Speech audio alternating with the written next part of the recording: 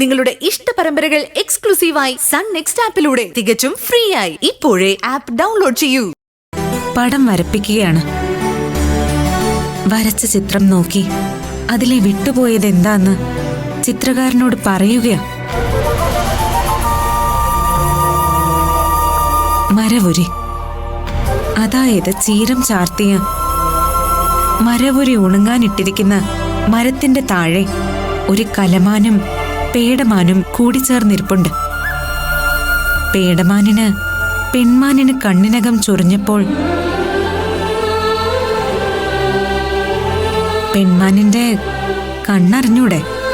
വലിയ മനോഹരമായ കണ്ണല്ലേ.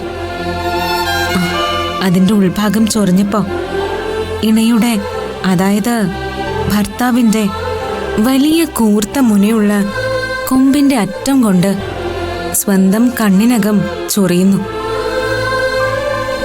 മോളെ, ഒന്ന് ആലോചിച്ച് നോക്ക്. സൂചിമുന പോലെയുള്ള കൊമ്പ് ചെറുതായിട്ടൊന്ന് അനയ്ക്കാ മതി, ആ മനോഹരമായ കണ്ണ് പൊട്ടിത്തകരും. പെൺമാനിന് അത്രയ്ക്ക് വിശ്വാസമാ തന്റെ ഇണയെ കൊമ്പ് അനക്കില്ലാന്ന്.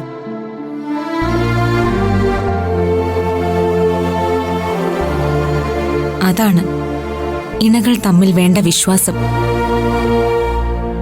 ആ വിശ്വാസം അത് നഷ്ടപ്പെട്ട പിന്നെ എന്ത് ദാമ്പത്യം?